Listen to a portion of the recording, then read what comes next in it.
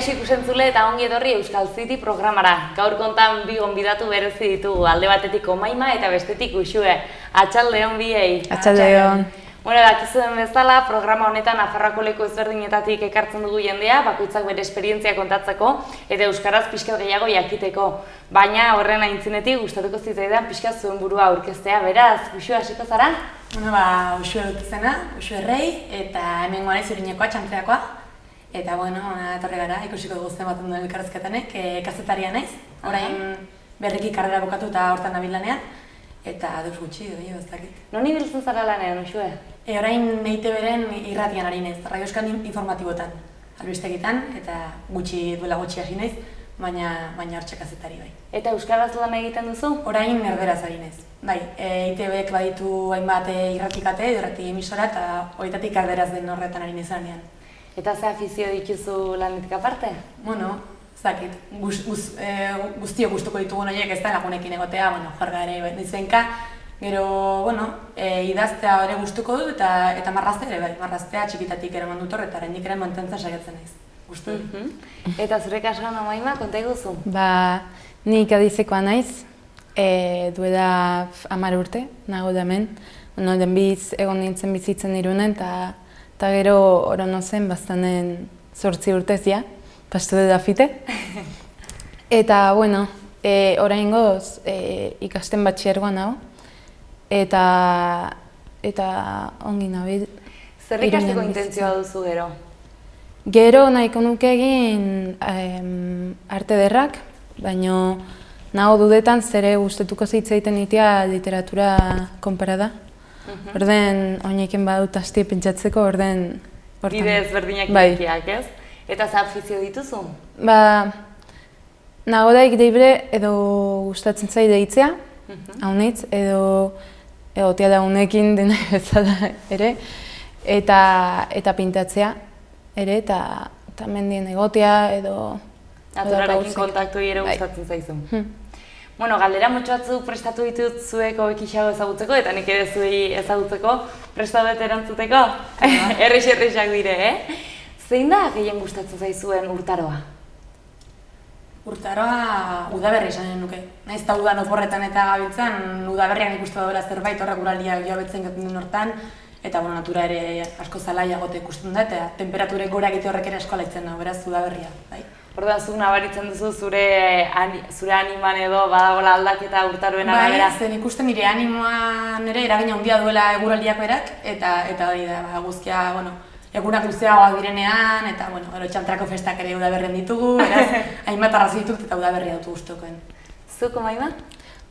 Betidan gustatu zaitu da, baina hasen nintzen dentik lanean, udan dire laneko, orduan, gero eta gehiago gustatzen zait neguaz, badakit probesten noben ere denbora, eta asteburutan lagunekin egotea edo edurra egiten duedaik da arrasporita orden badut arras gustuko negua, eta neguko porrak, eta baino uda ere, uda eta negua biek.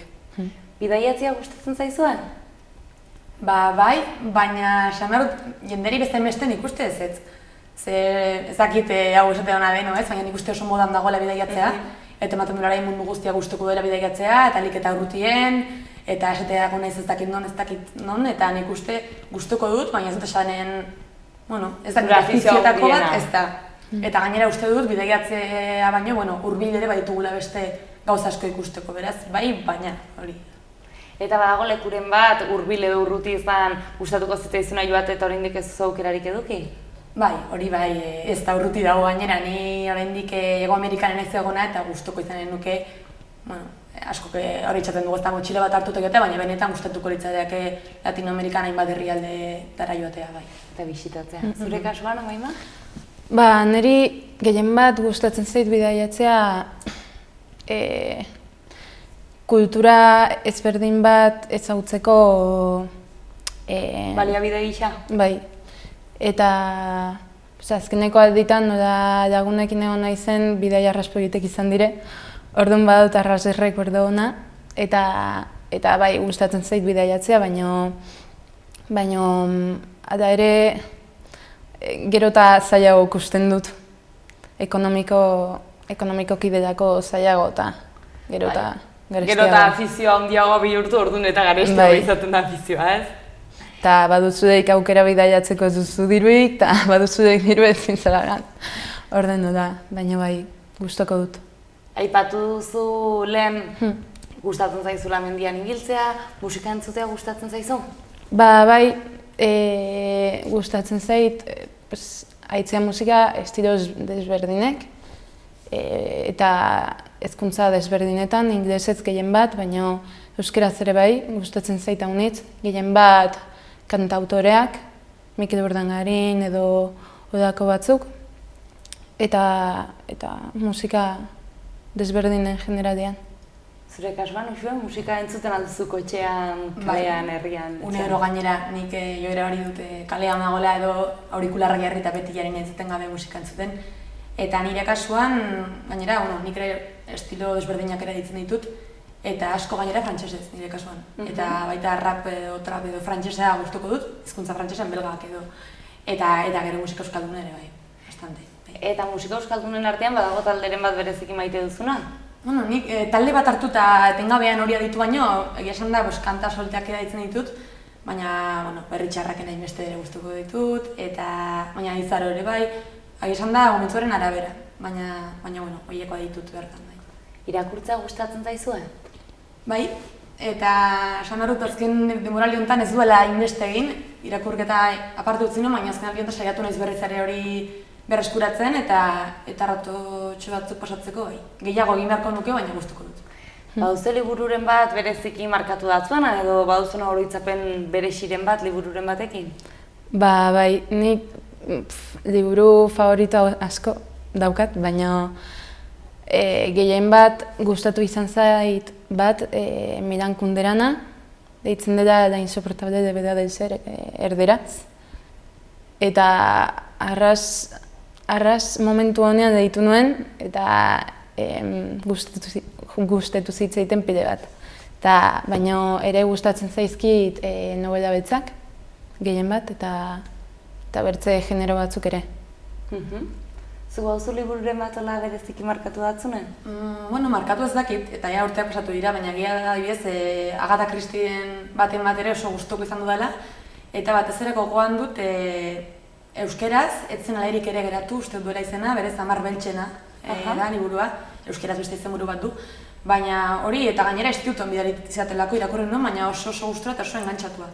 Eta bai, oso gustora irakurri nuen Agatha Christiena. Pelikulak, seriak ikusten aldituzue maiz?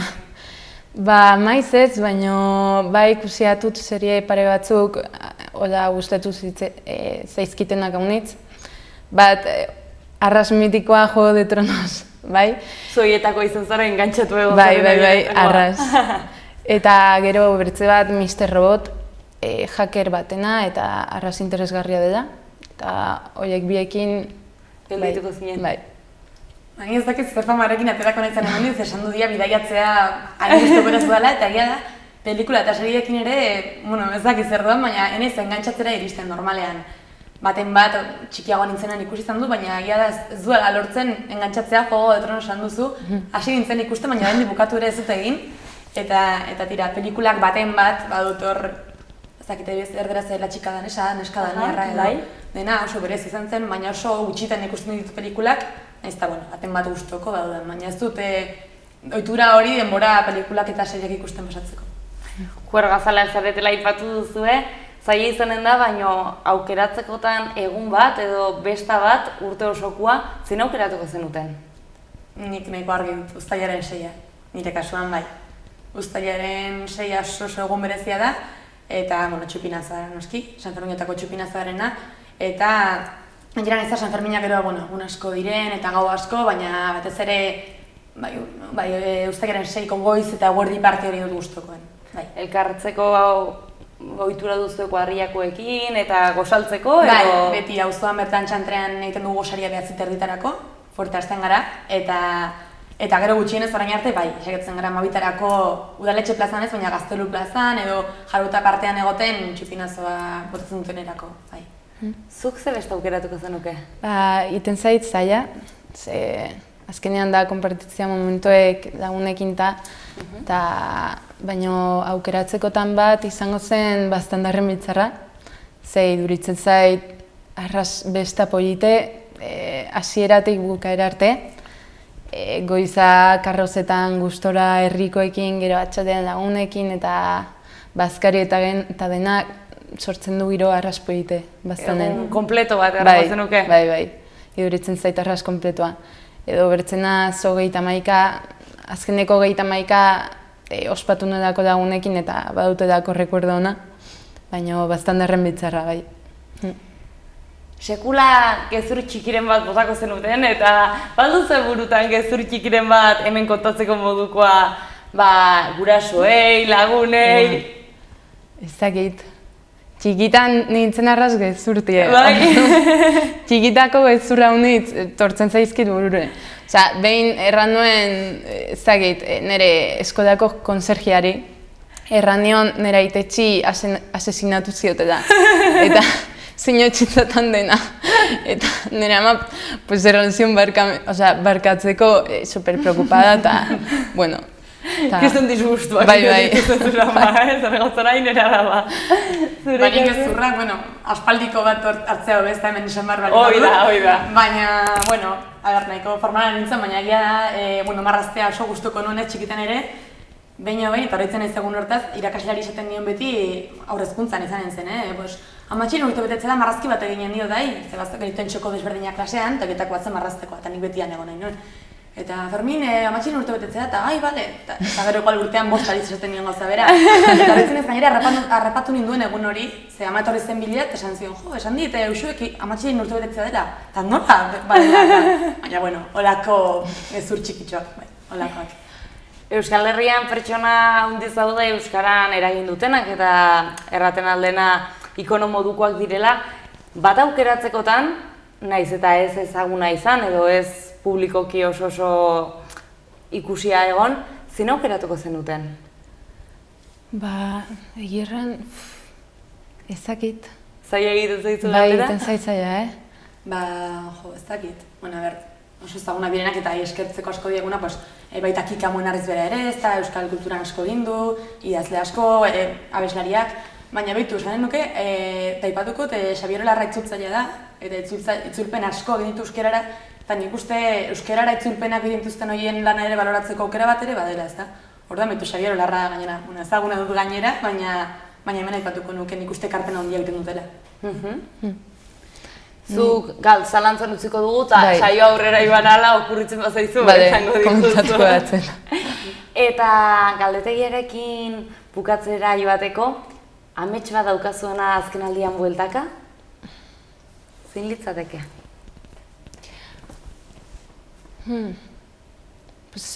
Azkeneko alditan beti izan dut burutan probatzea bizitzen estrangeroan. Bertzerri alden batean. Eta saiatzea gehien bat kusteko nire buruen nola mugituko zen da? Bai, nola zer ikasiko nuke, ze gustatzen zaita honitz hastea ikasten hizkuntzak edo adaptatzea kultura batera edo azkenean bizitu dutena hemen ere bizitzea bertzen hon baiten. Zakit, nik amets propio... Zakit oso ameslarien izan, baina nahiko realistan izenez, kasik ametxe, edo helburu realak edo ditut hori ere. Noski baina atzerrian egona naiz, hori probatu dut nizta epermotzean izan. Zakit, nahiko nuke aurkitu lan bat gustora egonen naizena eta motibatuko nahuena eta gauza normalagoak, baina ametxa ez nekik esaten orain egia esan da. Aian egunerokora lotuagoa dauden amets txikiekin. Bai, ze orain karrera bukatu berria naiz pixka bat aurreratu gabe, baina aurrera begira ez da. Eta, kuriositatea edo jakin mina nora joanen naizen edo nor zertan bukatuko dudan, orduan ametsak ez dakit, baina hortxe ditut helburuak jarrita. Euskarari dagokionez, Txantreakoa, Baztandarra, baino Kadiztekoa berez, nola izan da zuen lehenengo kontaktu euskararekin, hau da, etxetik jaso duzuen hizkuntza da euskara, eskolan jaso duzuena, kontatuko diguzu pixka zuen esperientziak? Ni euskara txikitatik jaso dut eta nire ama hizkuntza euskara da, eta lehendabizikoa hori da. Orduan, hain zoritzen duen hasi nintzen noski, baina gurasoek jaio nintzenetik euskara egin zidaten, eta hortaz neko naturala dut hori.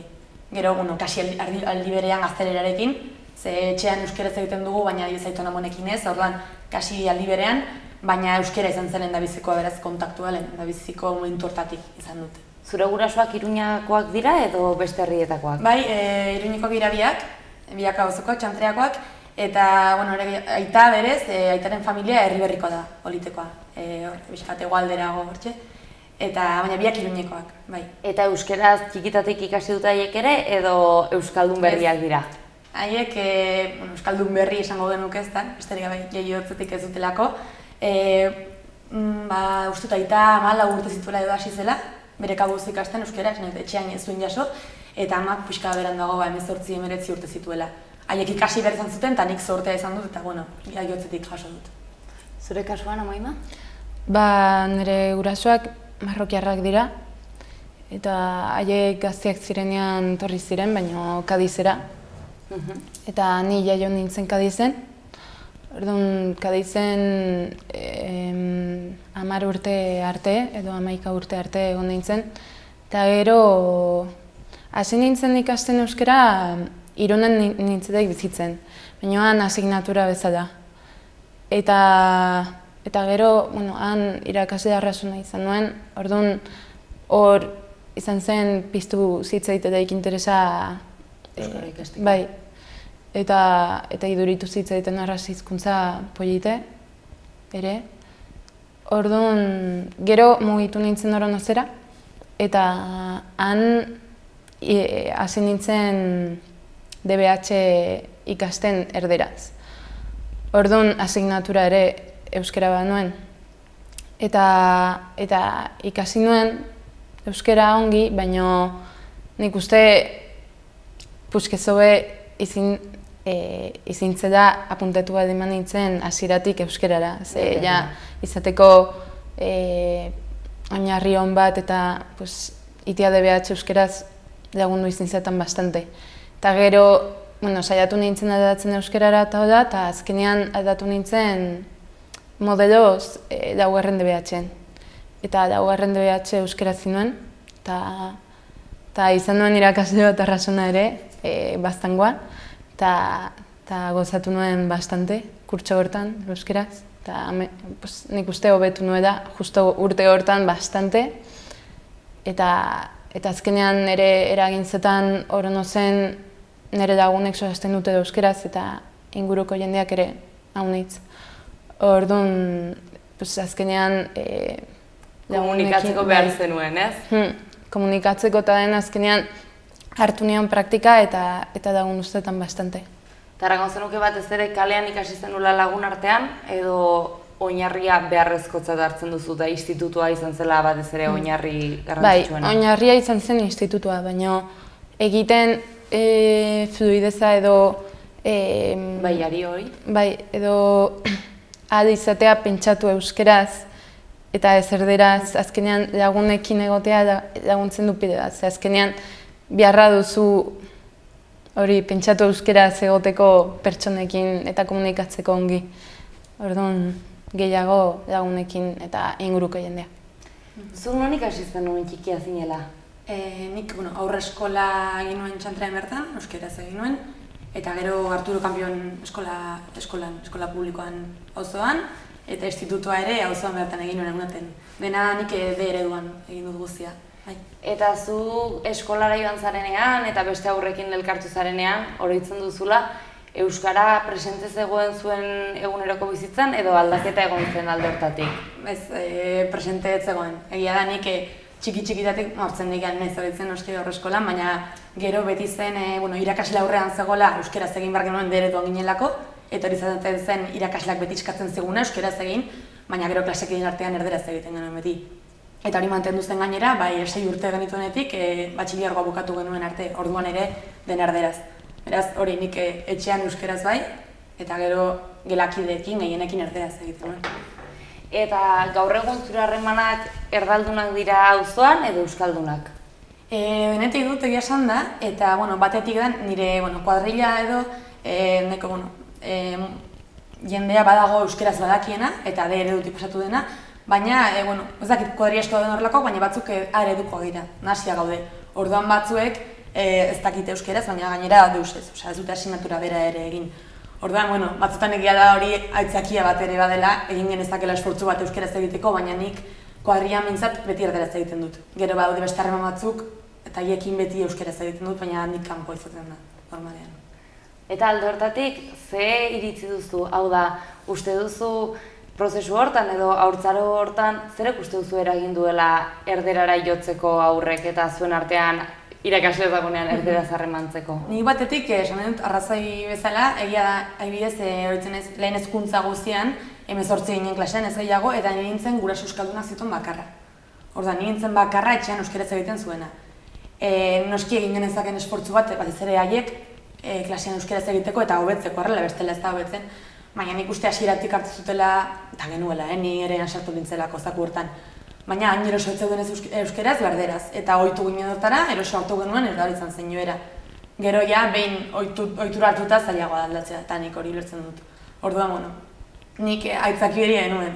Ze nik ere, ni ere izan nintekeen esfortzu hori egingo zuena eta animatuko zituen euskeraz egitera, eta enuen horrekin. Baina nik uste arrazoia hori dela. Bai, eta txikitan ere zagoela kontzientzia hori, euskara zaintzeko edo hizkuntza... Agian orain desberdinen litzateke ezakite, baina agian bai.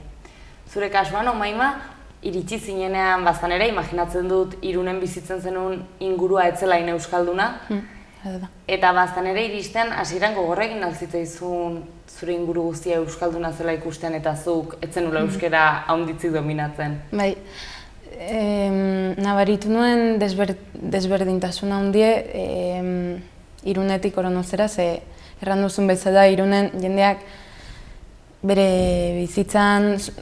bizitza kotidianoan zorazten du erderaz. Orduan, sartzea ez jakinte euskera, erresa zen, erresago. Eta Oronozera llegatu nintzelaik gainera nintzen erderaz ikasten, eta erderako ikasleak ere ez zekiten euskeraz.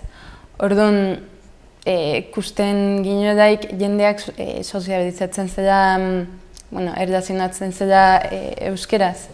Eta guk ez genekia da horrek mozten zakun pixketere gateko erdazionatzera bertze aurrekin edo bertze gaztekin. Eta hori izan zen desberdintasun handiena hau da. Baina azkenean izan zen zaila hasiera batean, gero lagun batzuk inte eta hori, saiatzen ziren pixket erdera sodazten, baina ere euskera sodazten, eta hau da ni sentitzeko eroso, baina ere ikasteko euskeraz. Orduan lagunak egon ziren itzultzaile lan hori egiten. Bai, bastante. Eta zuk nola ze baliabide erabili zenituen euskara ikasteko, musika erabili zenuen, irakurketa?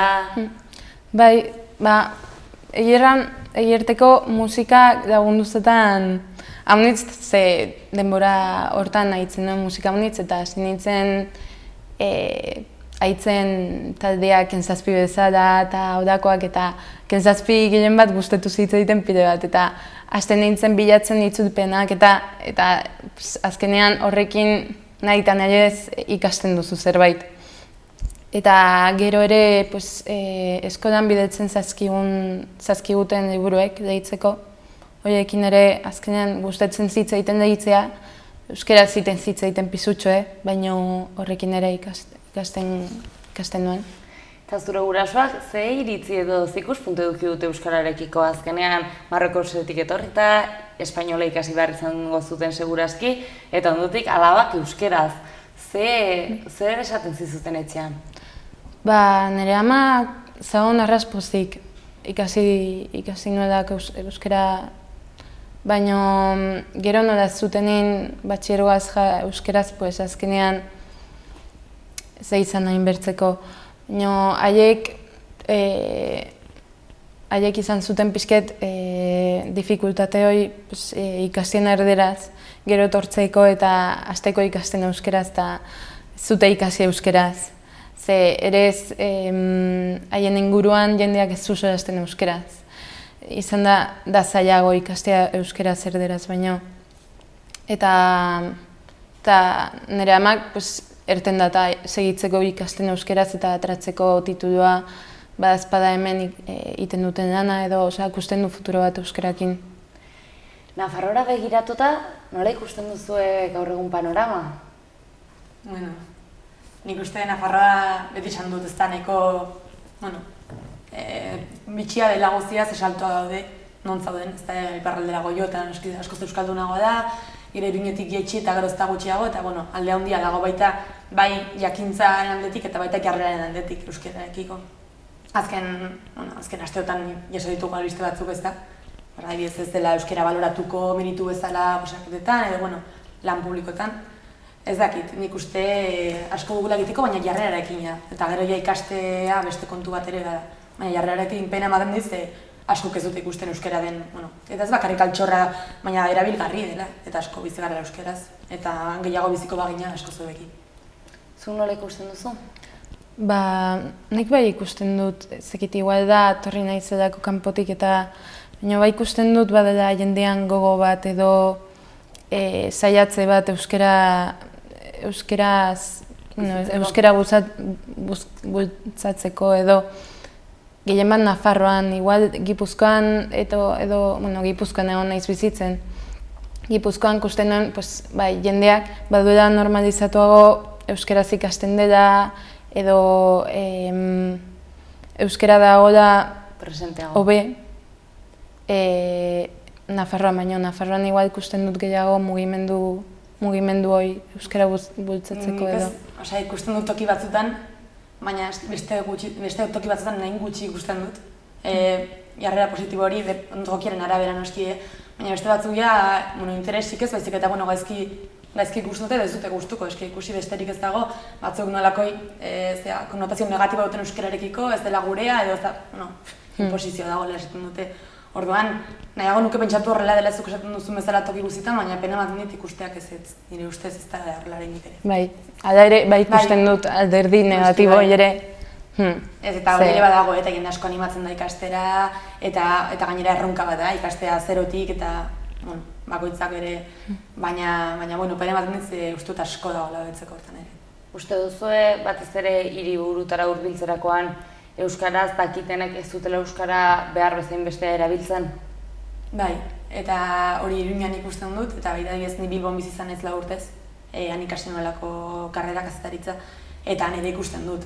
Han ere gehiago, ez diot, okerrago egiten dutenik, esan nahi dute dene dakite euskara Bilbon. Kasi, adin batetik bera, dene dakite han derrigorrezko dutelako behintzat ikasgai bat egite euskeraz.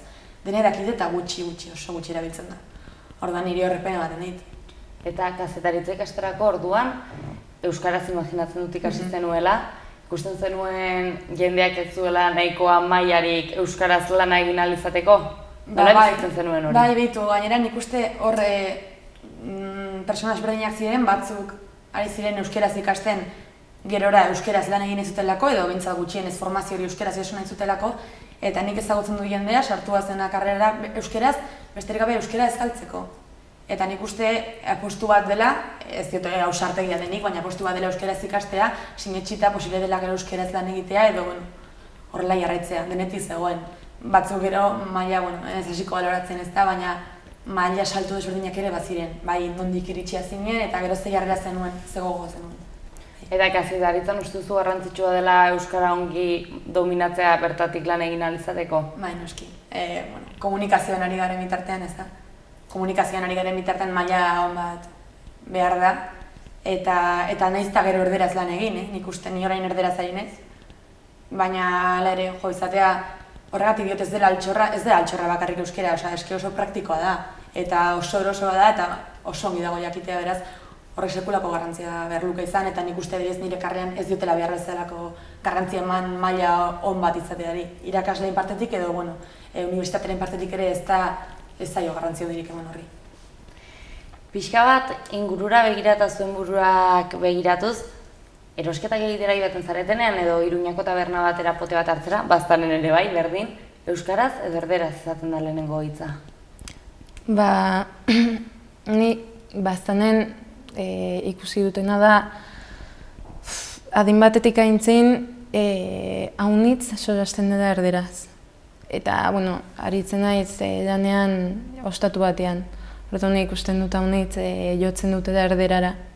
Helduek, gazteek? Helduek. Eta gazteek, ez dakit, ikusten dutena da, kuadria haunitzetan, badelaik pertsona batzuk, badutelaik joera solasteko erderaz, jendeak segitzen dira bezala. Eta azkenean akitzen dutela denak erdera solasten. Eta ez aldierantziz. Baina bai ikusten dut ere kuadri askok solasten dutela euskeraz eta baina ambito guztietan, bai hartzen pote bat, bai edo zer lekuetan. Zuk nola egiten duzu lehenengo hitza? Nik askotan lehendabiziko hitza erderaz egiten duzu zenean. Edo badu joera gainera baloratzeko igual ez ostatu den edo zer dena den, esateko, bueno, ni jakinen dut, ez, ausartu beharrean zuzenean euskeraz egitera eta gero ezpadaki aldatuko nahi zerderara, joera dut, esatera, bueno, nik uste zuela jakinen bada espada erderaz egin diot. Tokiaren arabera, egia da, saiatzen ezela batzutan engauxo egintzazu euskeraz, eta batzutan egia da, denbora bat ez dozten duela, gero ahaztu egiten zait, eta erderaz egiten dut. Euskaraldiak, korrika, nafarroinez, halako jaialdiak edo halako ekintzak errango dugu, beharrezkoak ikusten dituzue? Bai, oso. Batez ere, bueno, helburuaren arabera ez da dibez, nafarroinez nahiz da gero, juerga bat ere baden, ez da, nik uste oso beharrezkoak direla, beti ere euskara dutelako helburu. Dena den, nafarroinez non den ere hori ikusten dut garrantzitsua dibez aurten tuteran da, eta hor bereziki garrantzitsua ikusten dut. Han bai dutelako, toki guztietan beharrezkoa da, baina han bereziki beharra dutelako euskarazko ikastolaiek indartzeko. Eta euskaraldia oso proiektu polita eruditu zitzaidan, ez dakite igual urrengoan areta indartsuago izanen da, edo eragin handiagoa izango du, baina nik uste oso iniziatiba polita izan zela. Eta zuek ikusi zenuten euskaraldiko garaian aldaketa zuen inguruan? Hau da, zuen espazio batzuetan aposto egin zenuten 11 egunez euskaraz hitz egiteko edo saiatzeko bederen? Nik uste baietz, nahiz eta erdibidean gelditu zen, askotan, baietz. Eta esanen du gainera, nik uste askok egin genuen akatsa handien izan zela, adibidez, denek hau bizi izanen naiz, eta gero bete ez hortarako nik uste bezala, belarri prest izanen naiz, eta hori beteko ez da konpromiso kontua zelako, eta ez jakintza maila baloratzeko rolak, baina ez dakit, prestatokitan. Gu, adibidez, klasean badire batzuk badakitenak euskeraz, ikasi dutenak orain arte euskeraz eta orain erderaz ari direnak. Eta momentu hori arte ez ginen kontu biek solasten ginen da euskeraz. Eta hasi zedaik euskaraldea hasi ginen euskeraz gure artean eta orduztik batzukin solasten dugu euskeraz eta batzun artean solasten dugu euskeraz eta hor gelditu zen. Batzuten erderaz badelaik bertze jendea, baina gure artean euskeraz gustatzen zaiku, aitzea. Nafarroan handitzetan ez beti atzerritik etortzen diren gurasoen seme-alabak eredura joaten dira eta ez dute euskara ikasteko aukerarik edo ez da hala bideratzen. Zuek ala ikusten duzu edo uste duzue atzerritarrak integratzerako orduan hizkuntza ere bai kontutan hartzen dela eta euskara bultzatzen dela? Nola ikusten duzue? Nik bai ikusten dut azkenean maten zaien irudie dela ikasten badut euskeraz ez ziela balioko haunitzik gero etorkizunerako. Badute da irudioi bezala. Nire gurasoek benpin bazuten hasiera batean edo erderaz ikasten izango zela gero erresago, ikasten baduzu unibertsitatean erderaz, izango duzude baliabide gehiago edo odako pentsakerak nik uste badirela. Azkenean erderak badudako pisu gehiago Espainia mailan euskara baino. Beharrezko ikusten duzu?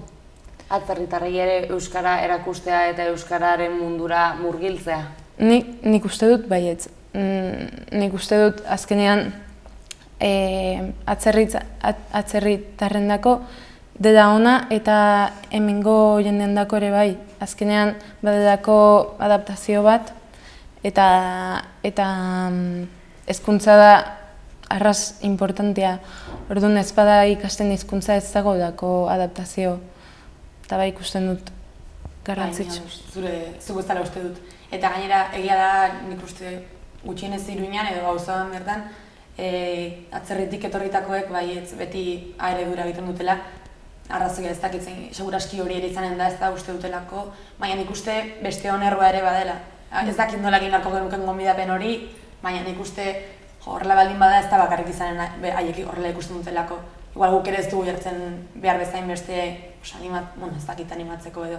Baina pena bada, adibidez nire klasean ez zegoen gurasoak gutxienez atzerritik etorritako olakorik hasi. Eta bai handik metro batzuetara dagoena ere ikusten dutuan.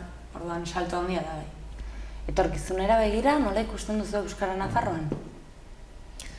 Ez dakit zerran, egierteko ikusten dut alde batetik gaizki, baina badut esperantza parte bat. Igual hemen nagonetik ikusi dutedako hainbertzen mugimendu eta hainbertza egin.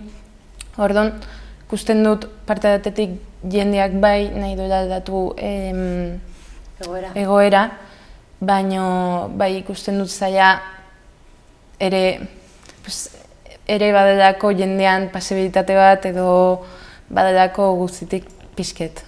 Baina nahi dut pentsatu onera gambar dela.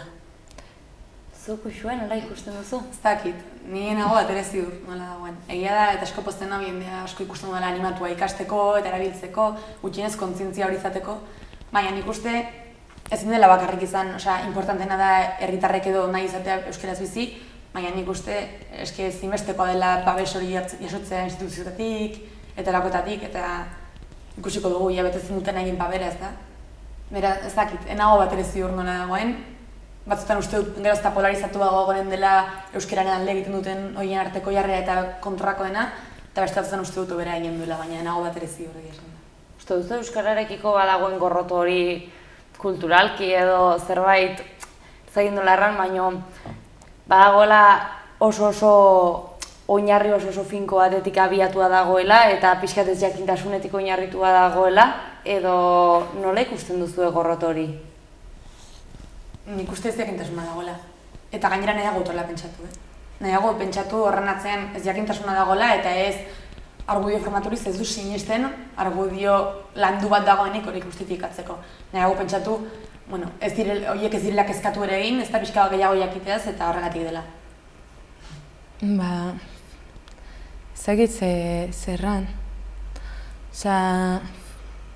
Zuri harritu zatzun adibidez gorrot hori sentitzen, edo sentitu duzu adibidez zure ama hizkuntza ez dakit den, baina ezagutzen duzun arabearekiko urruntasuna?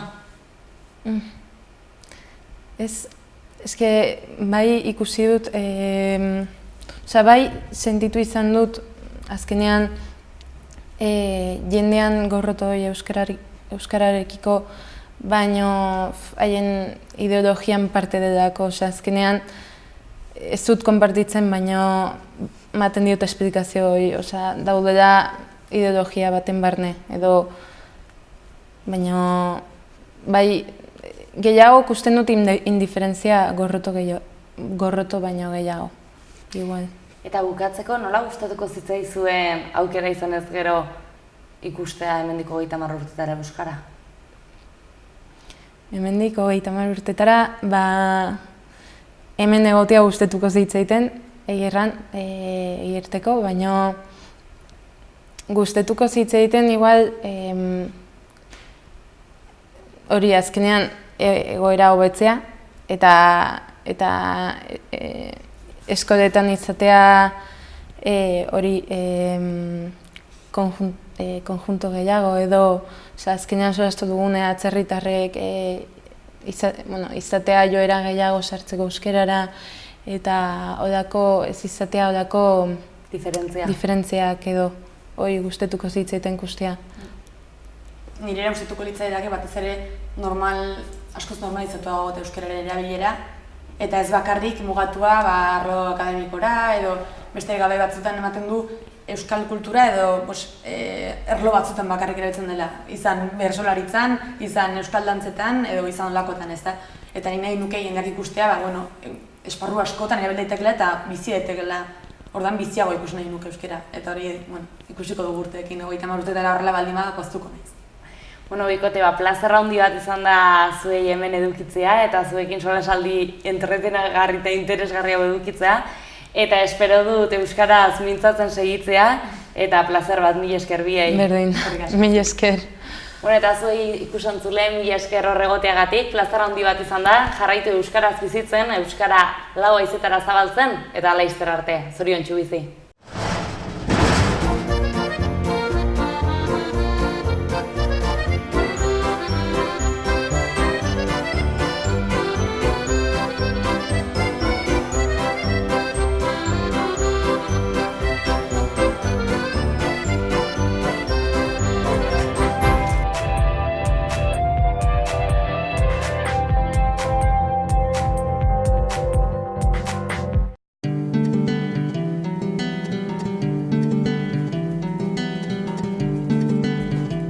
Saio hau Nafarroako Gobernuak diruz lagundu du.